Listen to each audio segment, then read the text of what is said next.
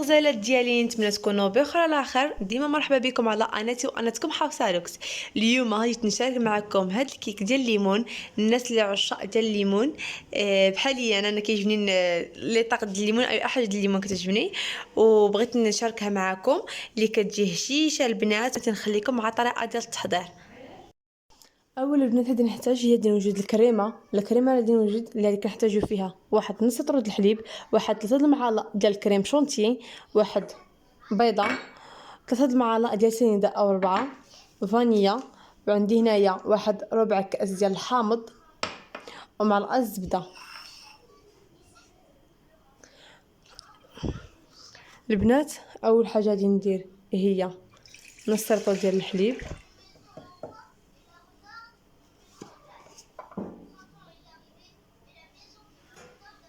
هاد طلعي واحد 3 معالق ديال كريم شونتي.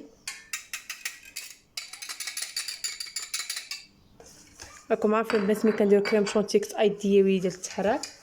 غندير سنيده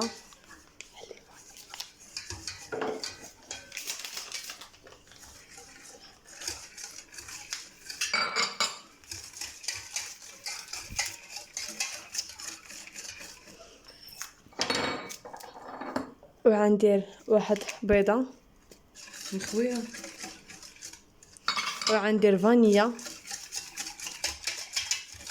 بالنسبه للبنات الزبده والحامض غادي نخليهم بلاتي بعدا على ما ندير هذه فوق البوطه على ما تغلى ليا شويه، وعاد نضيف الحامض باش ما يتقطعليش الحليب من دابا.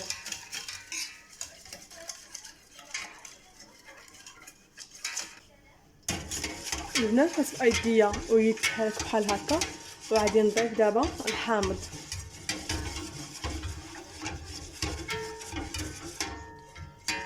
البنات بالنسبه كاينين البنات كيديروا الحامض مع الحليب هو الاول وكيشوفوا الحليب ديالهم تقطع. هذيك الحاجه طبيعيه راه كيتقطع من ديما، غير هو من الاحسن كيف نحطوه فوق البوطه وعاد نبقى نضيف شويه بشويه. البنات عندكم تنساو عافيه مهيله ويديكم تحراك باش الكريمه ديالكم تصدى. شتي دابا هي ما تقطعش، لكون درتها مع الحليب بارد اتقطع.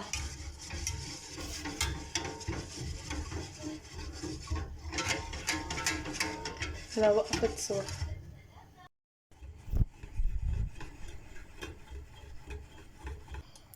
البنات كيف ما كتشوفوا بدا كيعض. غادي نضيف معلقه الزبده صغيره،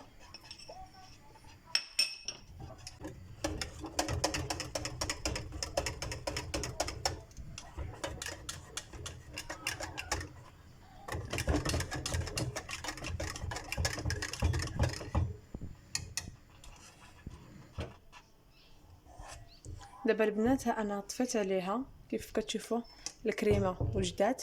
دابا غنديرها في واحد الاناء ديال الدجاج باش تبرد ليا. البنات دابا غنديرها في شي اناء ديال الدجاج بحال هكا،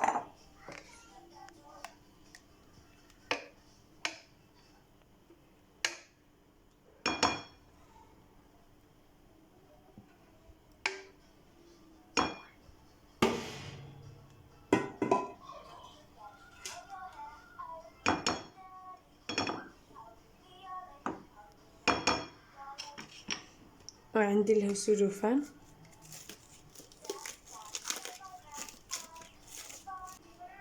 البنات غندير له سلوفان بحال هكا باش ما يديرليش ديك الطبقه.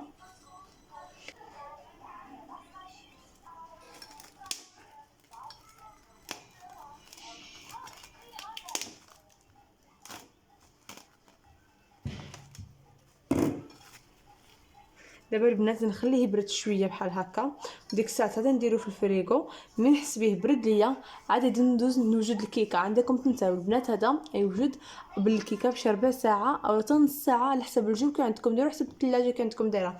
ولكن من الاحسن البنات ما ديرش في الثلاجه لحسب هي هكا سخونه. كديرنا واحد ملي كنبغيو نخدموا بها كديرنا بحال واحد الماء. حنا ما خصنا ما نديرو بداك الماء، غادي نخليوه هكا يبرد وديك الساعه البنات عاد غادي نخدموا.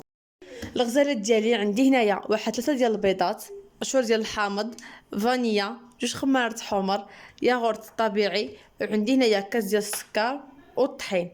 اول حاجه البنات غادي نحتاج هي غادي 3 ديال البيضات،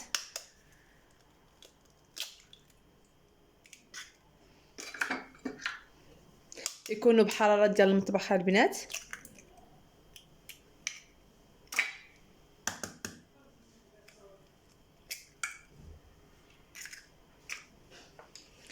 كاس سنيده زعما البنات. انا كنستعمل ديما فانيلا، مع واخا كيكون عندي معها شي منكه واحد اخر على حساب الزفوريه ديال البيض، ما كتعجبنيش تبقى في البيض. ودابا غادي نجانس الخليط مزيان.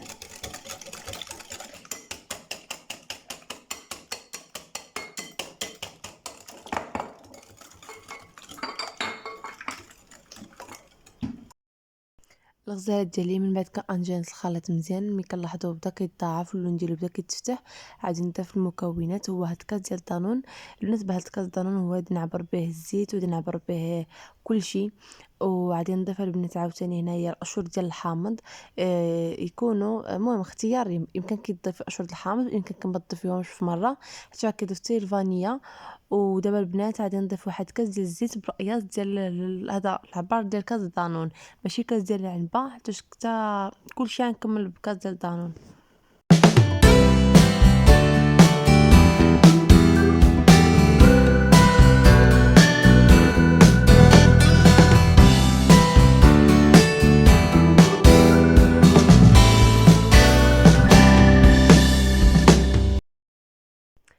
البنات دابا بما انه تجانس ليا الخليط مزيان، غادي نضيف هاد 2 خمارات حمر.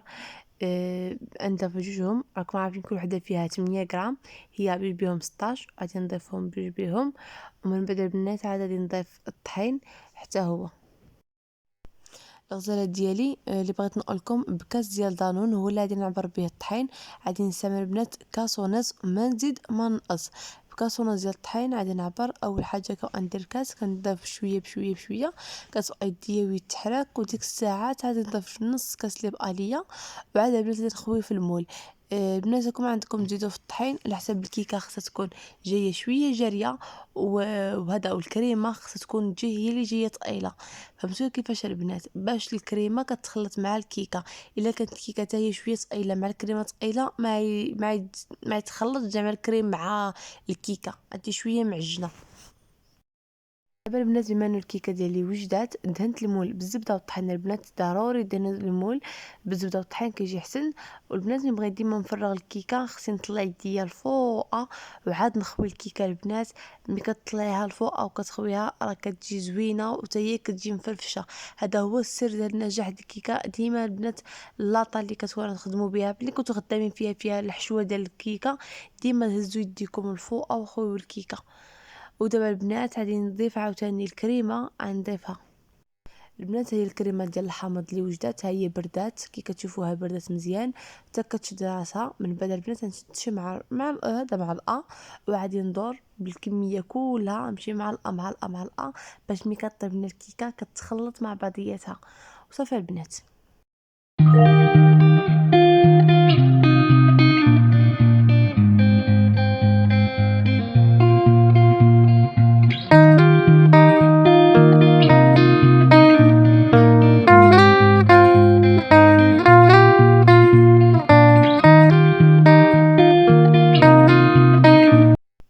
البنات دابا بما ان ساليت الكريمه كلها درتها في الكيكه، انا درتها على شكل معلقات بحال هكا. البنات غادي ندخلها لفران بارد، غنشعل العافيه من التحت حتى طيب لي العافيه من التحت، غادي نشعلها من الفوق تكون على درجه 180. ودابا البنات ها هي الكيكه ديالي وجدات كيف ما كتشوفوها. جات اللون نحاسي، وكي كتشوفوا جات هشيشه البنات، كتجي هشيشه عرفتي، والكريمه كتجي داخله من الداخل، الماء كيجي غزاله البنات. وهنايا البنات غادي ندوز ندير لها شويه ديال الديزاين ونقدمها لكم. الغزاله ديالي ها انا درت لها هي الكوك في الجناب ديالها وصوبتها بحال هكا. ودابا غادي نقطعها معكم باش تشوفوها كيف ما كتجي. البنات جربوها، وانا كنستنى الرد ديالكم في الكومونتيرات، ونتمنى تعجبكم. وبنات الا عجبكم الفيديو ما تنسوش ديروا لي لايك، ابوني، وتابوناو عندي فلاشين. ولا عجبكم الفيديو ما تنساوش تصيفطوه للحباب ديالكم باش يشوفوه ويدعموني حتى هما. البنات يلا نتشوفوا ان شاء الله في الفيديو الماجي. بسلامه.